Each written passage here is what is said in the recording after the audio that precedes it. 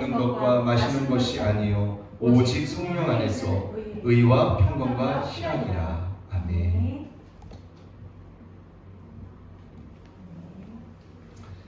저는 오늘 하나님의 집인과 귀신의 집인가라는 주제로 하나님의 말씀을 전하겠습니다. 여러분, 우리의 마음에는요 중립이란 있을 수 없습니다. 우리의 마음에는요 중립이란 있을 수가 없어요. 우리 마음의 주인이 하나님이건 아니면 우리의 마음의 주인이 내가 되고 또 나를 조종하는 사단이 되거나 둘 중에 하나입니다. 이번 시간에는요 하나님의 집인과 귀신의 집인가 첫째 시간으로 우리는 과연 하나님의 집에서 집인가 귀신의 집인가 또한 심령천국의 세 가지 특징을 한번 살펴보겠습니다. 첫 번째로 사람은 하나님의 집 아니면 귀신의 집입니다. 우리의 마음에는요 중립지역이 있을 수가 없습니다. 하나님의 집인가 아니면 귀신의 집인가 둘 중에 하나이라는 것이죠. 누가복음 11장 24절 26절 오늘 본문 말씀이죠.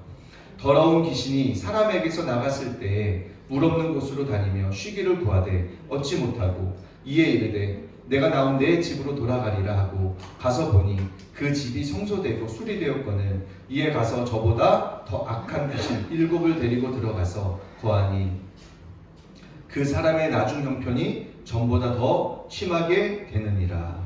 아멘. 여러분, 그리스도인은요 하나님의 집입니다. 저와 여러분은 주님의 성령이 거하시는 하나님의 성전이라는 것이죠. 그래서 사도 바울은요 너희는 너희가 하나님의 성전인 것과 하나님의 성령이 너희 안에 계신 것을 알지 못하느냐라고 고린도전서 3장 16절에 이렇게 말씀하고 있습니다. 그런데 사람은 하나님의 집이 아닌 귀신의 집이 될 수도 있습니다. 여러분, 이거 충격적이지 않나요? 하나님의 집이 아닌 귀신의 집이 될 수도 있다라는 것이죠. 본문에 보면 더러운 귀신이 사람에게서 나간 후 쉴 곳을 얻지 못하자 내가 나온 내 집으로 돌아가리라 하고 말씀합니다. 연이어 가서 보니 그 집이 청소되고 수리되었거늘 이라고 기록되어 있습니다. 청소되었거늘, 수리되었거늘. 여기서 집은 사람을 가리킵니다. 사람을 가리키는 거죠. 이처럼 사람은 하나님뿐 아니라 귀신이 편히 쉴 수 있는 귀신의 집이 될 수도 있습니다. 저희 교회에 저랑 같이 교제하고 저에게 많이 이렇게 상담하는 집사님이 있습니다. 집사님이 남편이 귀신 들린 현상들이 나타납니다. 귀신 들리는 현상들이 막 나타나요. 하나님을 저주하고 잠도 자지 않고 먹지도 않고 그런데도 힘이 장사인 거죠. 그분은 신내림을 받겠다고 하고 이러한 분이 있습니다. 여러분, 그런데 그분의 아내분은 하나님의 자녀예요. 오늘 본문에서 보면 그 집이 청소되고 수리되었지만 비어있지 않았습니다. 라고 물을 수도 있죠. 양용희 교수님은 마태복음 어떻게 읽을 것인가 해서 그 의문의 답을 될 만한 이런 말을 했습니다. 모든 사람에게 선택은 두 가지뿐이다. 귀신에게 속박을 당하든지 아니면 예수님을 메시아로 고백하고 그분의 통치를 받는 것이다. 그 둘 사이에 중립지대란 있을 수 없다. 누구든지 그러한 중립적 상태를 유지하려 하면 그는 귀신에게 다시 속박을 당할 수밖에 없다. 이렇게 양용희 교수님의 책에서 기록되어 있습니다. 실제로 본문에 나오는 빈집은 결국 귀신의 집이 되었습니다. 그런데 믿는 자도 하나님의 집이 아닌 귀신의 집이 될 수 있습니다. 그리고 귀신의 집이 사람이 훨씬 더 많습니다. 본문과 병행구절인 마태복음 12장 45절에 보면 이렇게 기록되어 있습니다. 이 악한 세대가 또한 이렇게 되리라 라는 말씀이 나옵니다. 여기서 이 악한 세대라는 그 의미는 그 시대의 대제사장들과 장로들과 그리고 서기관들과 바리새인들을 비롯하여 하나님을 믿는 유대인을 의미합니다. 이 병행구절에 이 악한 세대가 또한 이렇게 되리라. 여기서 이 악한 세대는요, 문맥에서 보면 대제사장, 장로, 그리고 서기관, 바리새인들, 그리고 하나님을 믿는 유대인을 의미하는 것이죠. 그들 대부분이 하나님의 집이 아니었습니다. 그들 대부분이 귀신의 집이라고 성경은 말씀하고 있습니다. 오늘날 기독교도 이와 크게 다르지 않습니다. 예수님을 믿는다고 하지만 목회자와 신자들 안에 귀신의 집인 사람들이 너무나 많아요. 여러분, 이제는 교회 안에 구원받을 사람들이 너무 많다는 이야기가 공공연연하게 들리고 있습니다. 여러분, 우리나라 복음화율이요, 지금 3%가 안 돼요. 아이들 사이, 다음 세대 아이들 젊은 층으로 우리가 복음화율을 계산해 보면 3%가 안 돼요. 그런데 통상 3% 미만은 선교지라고 이야기하고 있습니다. 3% 미만은 선교지라고 이야기해요. 그런데 우리나라 복음화율이요, 청소년과 청년들을 비롯하여 어린 세대들 보면 3% 이하입니다.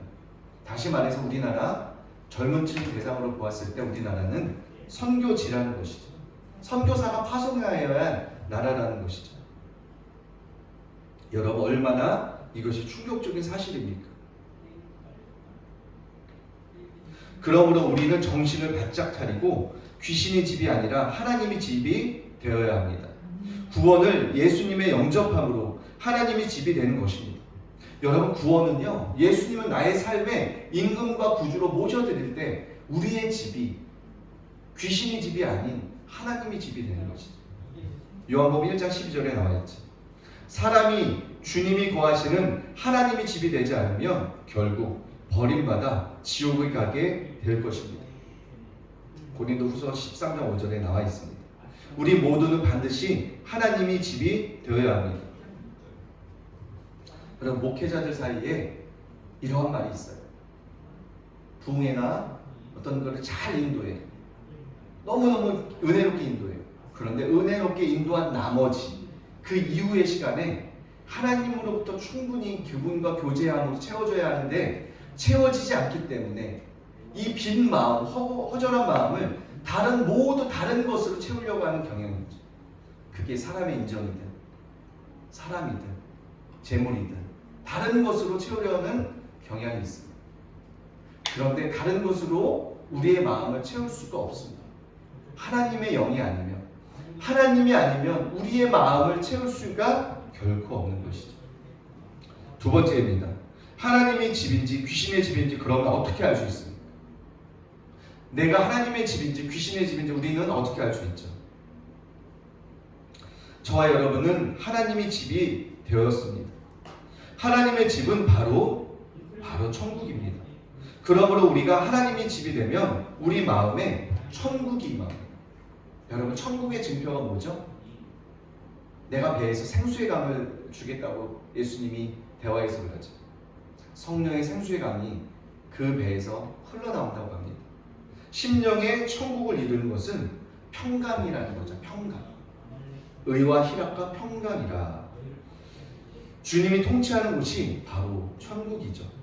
바로 로마서 14장 17절에 심령 천국에 대해서 하나님의 나라는 먹는 것과 마시는 것이 아니요 오직 성령 안에 있는 의와 평강과 희락이라 라고 명확하게 묘사하고 있습니다.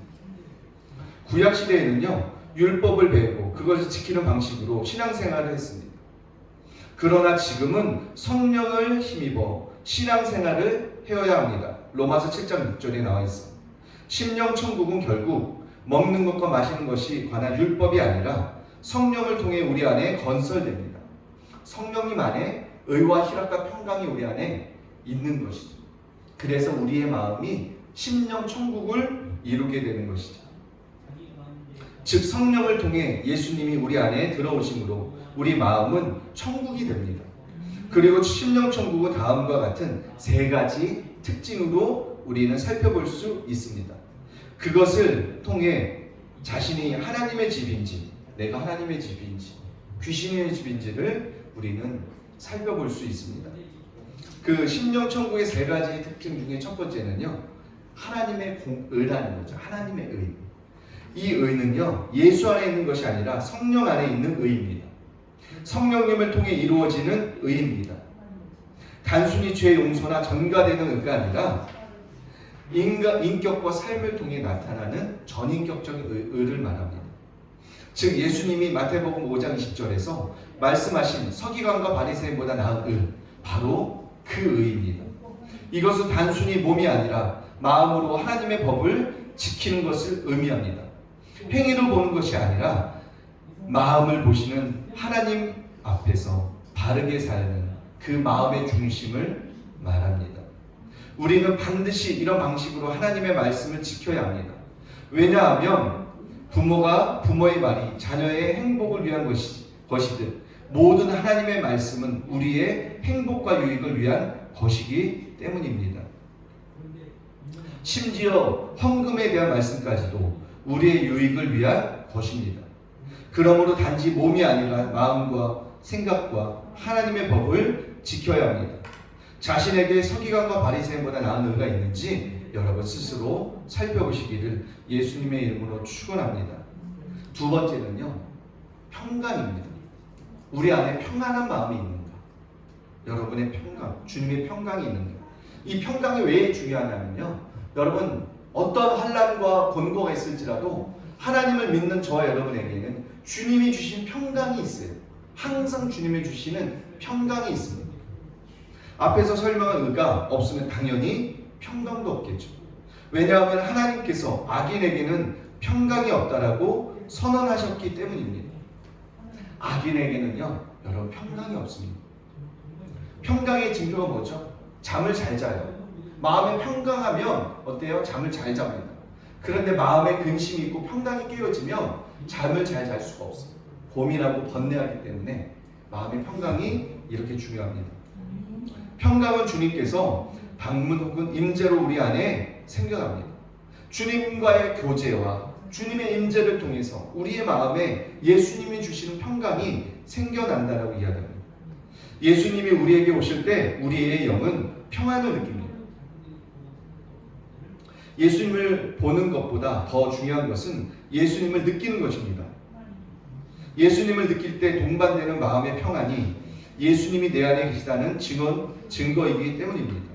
여러분 기도할 때 아주 나도 모르는 평안이 임할 때 있지 않나요? 어떠한 문제를 위하여 하나님 앞에 깊이 기도하는데 나도 말할 수 없는 평안이 내 마음에 있지 않나요? 그럴 때 우리는 무엇이라고 이야기합니까? 주님이 내 기도를 들었다. 주님이 응답하셨다라고 그때부터 어때요? 우리의 마음에 근심을 걷어버리죠. 주께서 심지가 견고한 자를 평강에서 평강으로 지키시리니 이는 저가 주를 의뢰합니다. 심지가 견고한 주님은, 심지가 견고한 여러분을 주님은 평강에서 평강으로 지켜주세요. 주님의 평강이 우리의 모든 근심을 다 날려버립니다. 이렇게 평강이 여러분 중요한 것입니다. 그러므로 하나님의 방문이나 현현 같은 특별한 영적인 체험이 아니라 하나님 자신을 원하는 사람에게는 하나님의 평강으로, 하나님의 임재로 우리와 함께 하신다는 것을 믿으시길 바랍니다. 그리고 주님의 평강을 경험하시기를 예수님의 이름으로 축원합니다. 또 세 번째 특징 중에 마지막으로 희락입니다. 희락. 사람들이 천국에 가고 싶어하는 이유가 무엇입니까? 기쁨이 넘치고 행복한 곳이기 때문입니다. 천국의 기쁨과 즐거움이 가득한 이유가 무엇일까요? 무엇일까요? 바로 주님이 계신 그곳이 천국이고 우리 안에 주시는 기쁨이기 때문입니다. 시편 16편 11절에 이런 말씀이 나옵니다. 주께서 생명의 길을 내게 보이시리니 주의 앞에는 충만한 기쁨이 있고 주의 오른편에는 영원한 즐거움이 있나이다. 여러분 그 주님의 기쁨 한번 느껴보셨나요? 저는 예전에 여의도 순복음교회 다닐 때 성전에서 이렇게 주보 나눠주는 그 봉사를 했어요. 근데 진짜 얼마나 주님이 주신 기쁨이 컸는지 나도 모르게 내 마음이 내 몸이 막 껑충껑충 뛰게 되더라고요.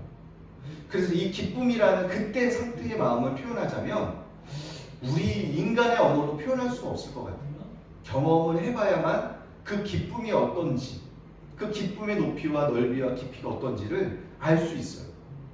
굳이 인간의 언어로 표현하자면 내일 죽는다 할지라도 그 기쁨이 워낙 커서 내일 죽는 이 죽음의 상황을 잊어버리는, 이렇게 표현할 수 있을 것 같아요. 굳이 표현하자면 하나님이 주시는 기쁨은요, 놀라운 기쁨입니다. 여러분도 그 주님의 기쁨을 경험하시는, 그리고 체험하셔서 더욱 주님을 사랑하고 신뢰하는 여러분이 되시기를 예수님의 이름으로 축원합니다. 주의 앞에만 가도 기쁨이 충만하게 됩니다. 주의 오른편에 서면 영원한 즐거움이 있습니다. 그런데 그 주님이 우리 마음에 오신다면, 우리의 마음에 오셔서 하나님이 집이 된 우리의 마음에 주님의 희락과 행복감이 넘치게 됩니다.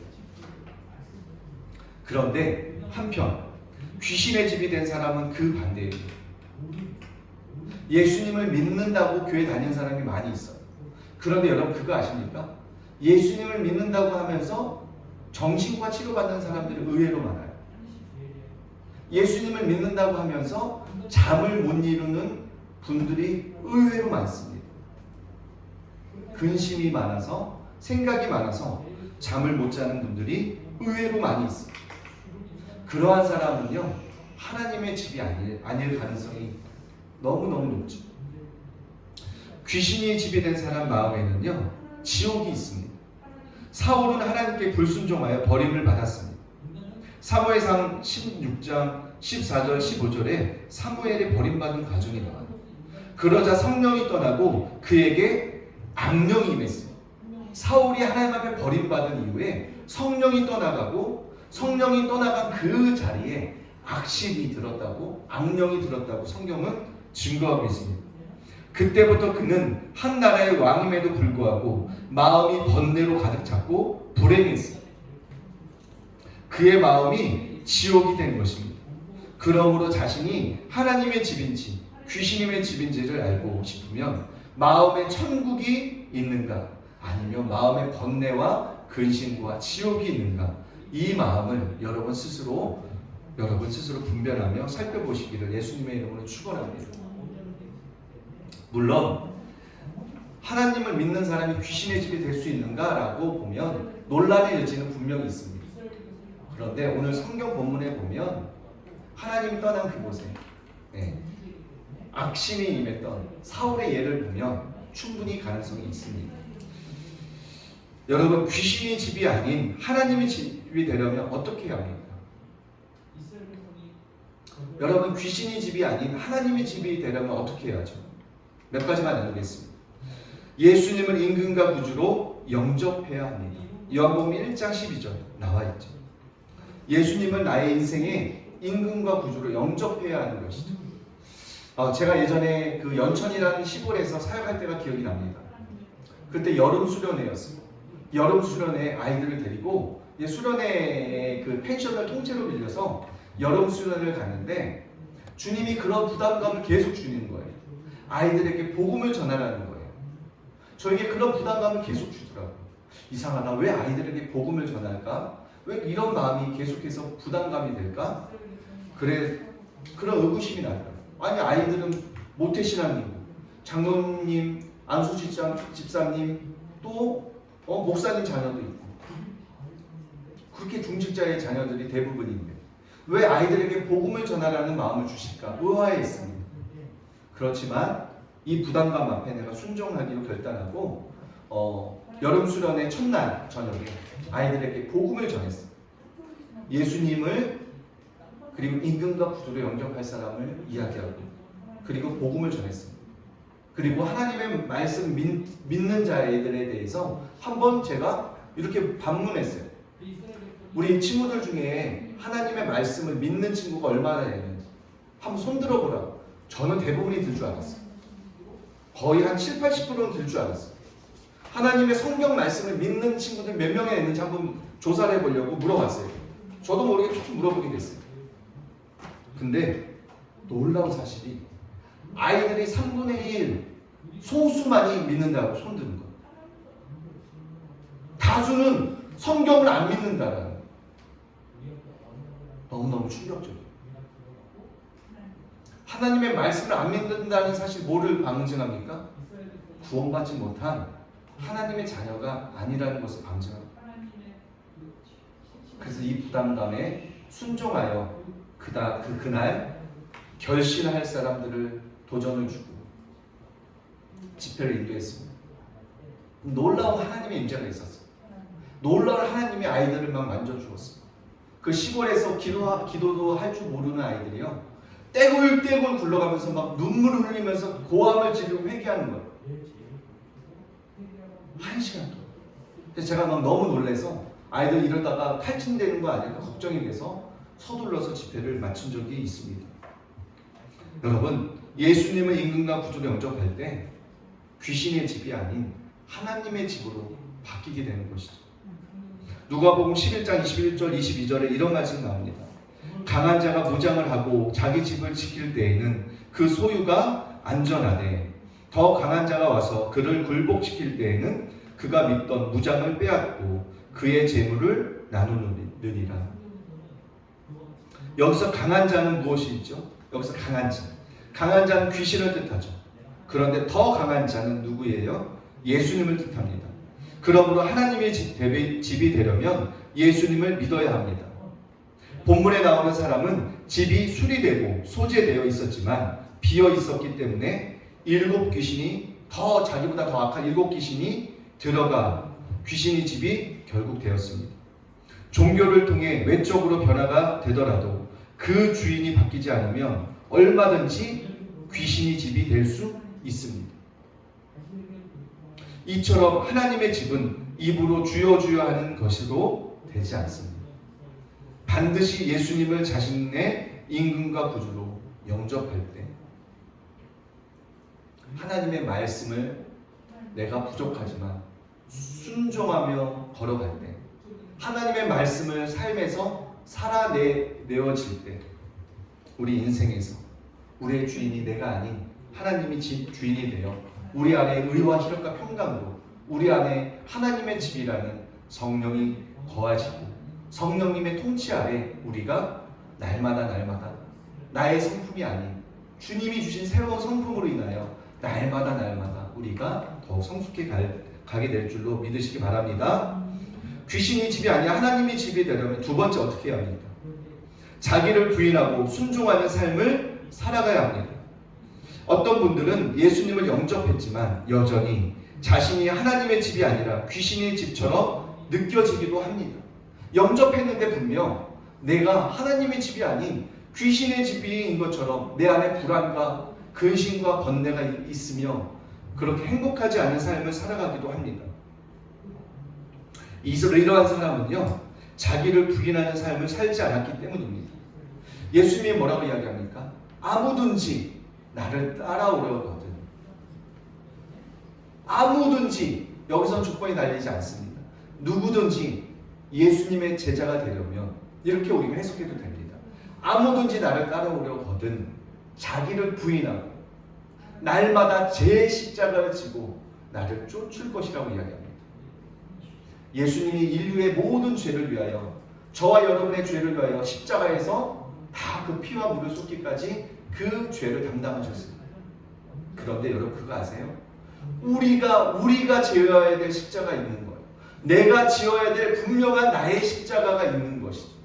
여러분 그 십자가가 각 사람마다 다 다를 수 있습니다. 직장인이라면 직장에서 내가 예수님 믿는다는 이유로 핍박받을 수 있음에도 불구하고 내가 믿는 그것을, 믿는 자임을 속이지 않는 것이죠. 믿는 자임을 숨기지 않는 거예요. 이것이 그 사람이 지어야 될 십자가일 수 있습니다.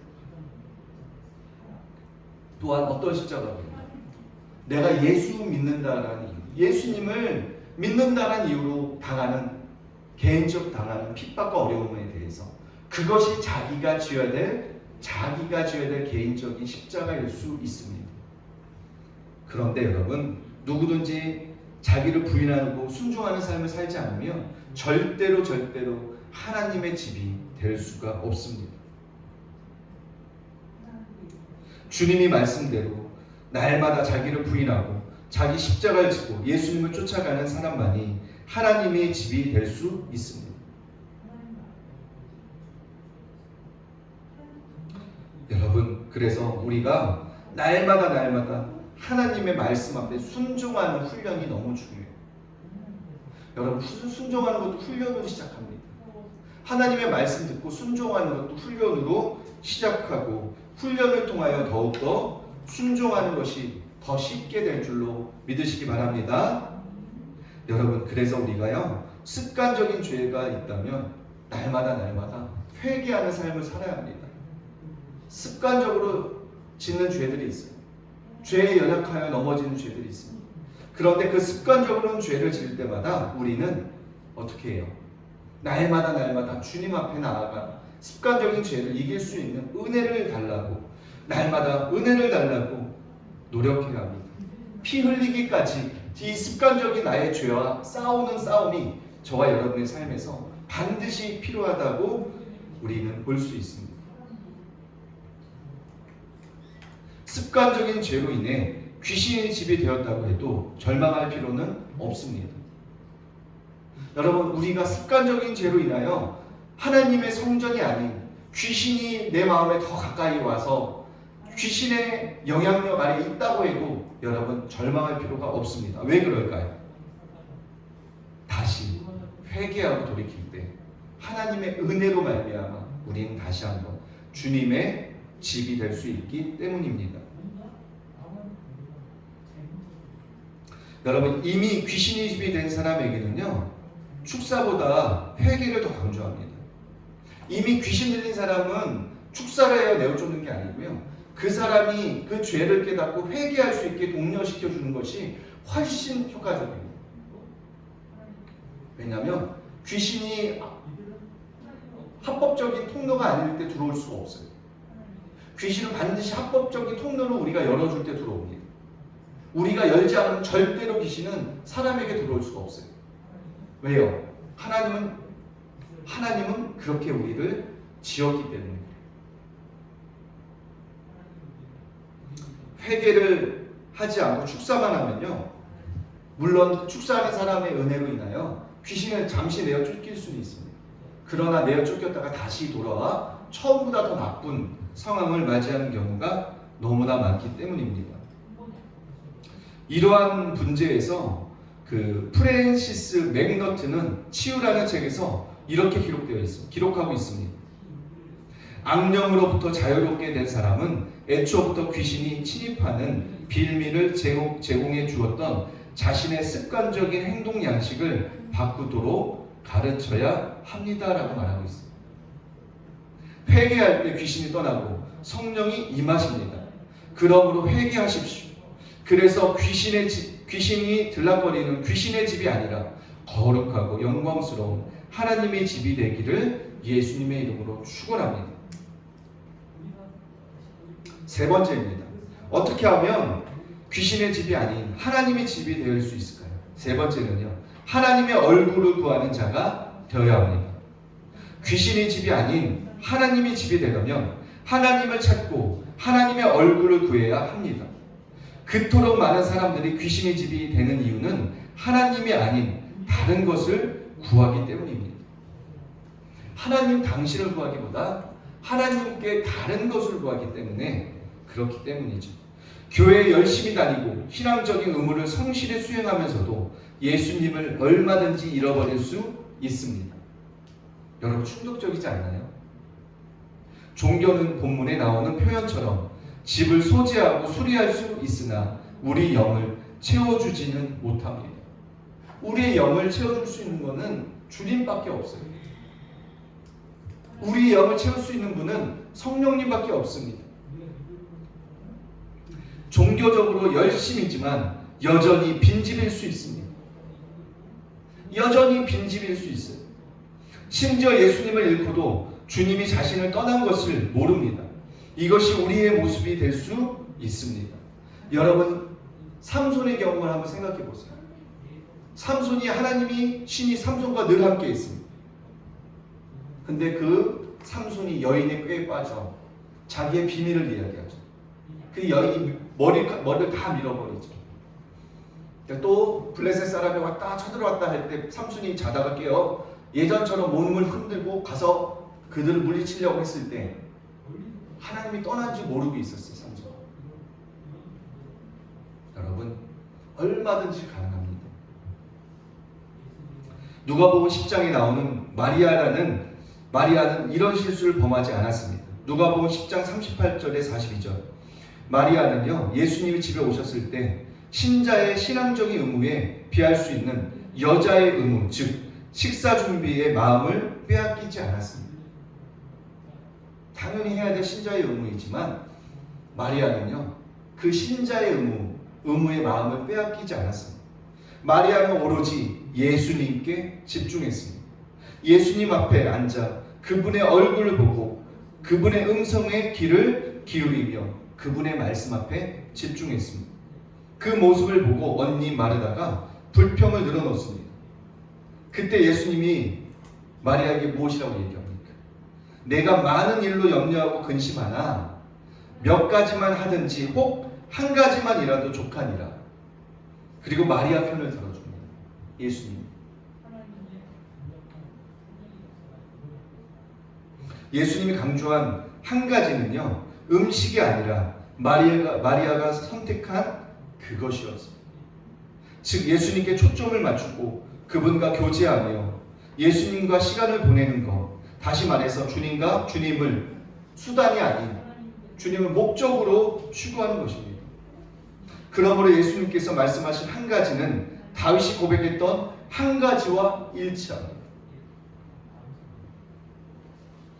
저는 시편 27편 4절의 이 위대한 다윗의 고백이 저와 여러분의 고백이 되기를 예수님의 이름으로 축원합니다. 내가 여호와께 바라는 한 가지 그것을 구하리니 곧 내가 내 평생에 여호와의 집에 살면서 여호와의 아름다움을 바라보며 그의 성전에서 사모하는 그것이다. 다윗은요, 정말 주님을 사모했습니다. 하나님을 사모했습니다.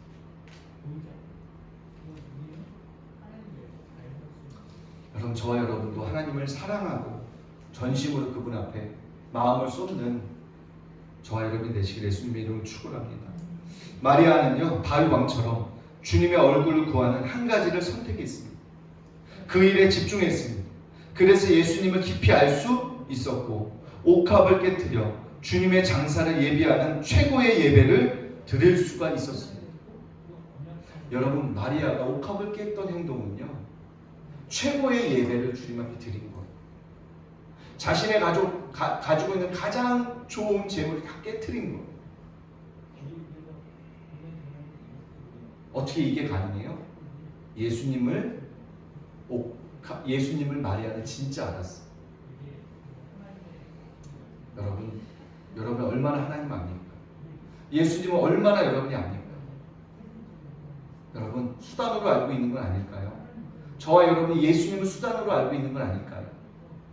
예수님을 수단이 아닌 목적으로, 삶의 목적으로 예수님을 알아가기를 힘쓰는 저와 여러분이 되시기를 예수님의 이름으로 축원합니다. 그러므로 하나님의 집이 되려면 마리아를 본받아 오직 주님을 바라보고 그의 얼굴을 구하는 한 가지 일에 집중하는 저와 여러분이 되시기를 예수님의 이름으로 축원합니다. 네 번째입니다.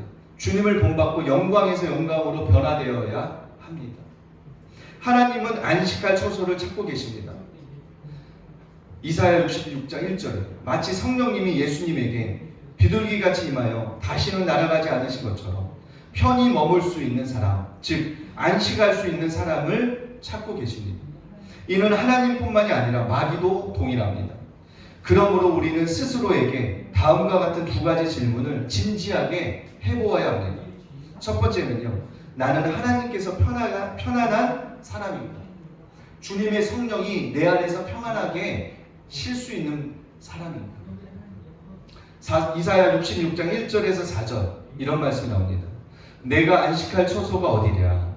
무릇 마음이 가난하고 심령이 통회하며 내 말을 듣고 떠는 자, 그 사람은 내가 돌보려니와. 하나님께서 집으로 찾는 사람의 특징은요, 여러분, 마음이 가난하고요, 심령이 통회하며 하나님의 말씀을 듣고 떠는 사람입니다. 하나님의 말씀을 사모하고요, 죄를 회개하고 하나님의 말씀대로 행하는 사람입니다. 하나님은 이런 사람들 안에서 평안함을 느끼십니다. 그들은 자신의 처소로 하나님은 삼으십니다. 하나님은 이러한 사람들을 통하여 하나님의 쉴 수 있고 하나님 말씀할 수 있는 하나님의 성령의 충만함을 부을 수 있는 그러한 사람으로 삼으십니다. 그렇다면 나는 혹 귀신이 편하게 느끼는 사람 아닌가? 우리가 한번 체크해 보기를 예수님의 이름을 바랍니다. 귀신이 찾는 사람은 어떻습니까? 귀신은요 특징이 있어요. 더럽고 추한, 더럽고 악한, 악취랍니다. 성령의 열매는 반대로 육체에 현저한 일들을 행하는 사람입니다. 성령의 열매의 반대는요 육체에 현저한 일들을 행하는 사람이에요. 그 갈라디아서 5장 19절 21절에 잘 나와 있습니다. 귀신은 이런 사람들에게 끌리고 그 속에 들어가 그들을 자기 집으로 삼습니다. 사람들을 괴롭힙니다. 사람들은 괴로워서 견디지 못하고 그들을 떠나갈 수밖에 없습니다. 우리는 귀신을 쫓아낼 뿐만 아니라 귀신들이 괴로워하는 사람이 되어야 합니다. 여러분 안에 사랑의 기도 화평과 오래 참은 자비 양성 충성 온유 절제가 충만하면요, 온유 절제 충성이 충만하면 성령님이 거하시는 사람이라면 귀신이 들어올 수가 없습니다. 귀신이 들어올 수가 없는 거예요. 왜요? 그곳에 하나님이 계십니다. 본문에서 귀신이 다시 들어올 수 있었던 이유는요, 그 집이 비어 있기 때문에 귀신이 다시 들어올 수 있었던 근거가 된 거죠. 빈집인 상태로 자신보다 더 악한 귀신들을 데리고 그 집에 들어왔어요. 그래서 처음 형편보다 더 나중이 나빴다고 이야기합니다. 그렇다면 우리는 어떻게 합니까? 주님과 깊이 교제하고 주님으로 충만해져야 합니다. 그리고 하나님의 얼굴을 구하고 습관적인 죄를 회개하고 습관적인 죄와 피 흘리기까지 싸우는 그러한 삶을 날마다 살아갈 때 우리는 성령의 충만함으로 승리할 수 있게 되는 것이죠. 이제 결론을 내겠습니다. 말씀을 맺겠습니다. 우리의 진정한 가치는 내가 가진 것이 아니라 내 안에 계신 주님께 있습니다. 예수님을 영접하기만 해도 지옥에서 건짐받고 하나님의 자녀가 되는 권세를 얻습니다. 그렇다면 주님으로 더 충만하게 될 때 얼마나 놀라운 것들을 받게 될까요? 주님의 임재에는 여러 단계와 차원이 있습니다. 주님은 우리 안에 계실 때 더 실제적으로 그리고 더 강력하게 임재하실 수 있습니다. 그러므로 주님이 내 주와 이미 받은 성령 충만으로 만족해하지 말고 갈망하는 마음으로 주님의 얼굴을 구하고 또 구해야 합니다.